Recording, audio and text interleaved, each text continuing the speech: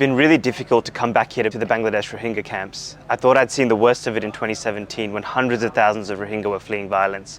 I remember we treated gunshot wounds, burns, multiple disease outbreaks. The scenes were heartbreaking.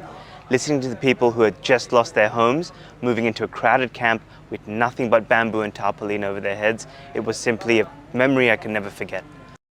But now 6 years on, they're facing an unprecedented set of problems. 1. The largest scabies outbreak in the world. Over 400,000 Rohingya have contracted this disease. 2. Reduced international aid. And 3. Inadequate water and sanitation services. They still have no legal status and no right to work. They have no choice but to depend entirely on humanitarian aid.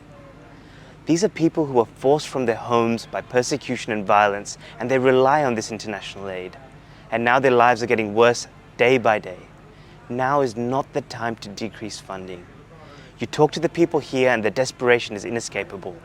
How can anyone survive on $8 a month for their food, all the while being told they can't work nor get a proper education? Imagine that. Take a second. $8 a month. That's less than 10 cents a meal.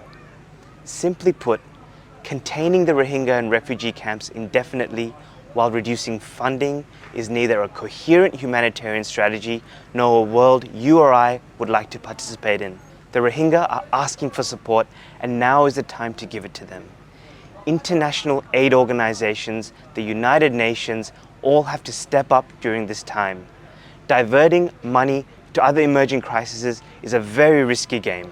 But inevitably, it's the diplomatic efforts here that will ease the restrictions placed on the Rohingya and allow them to move freely. How long should these people wait?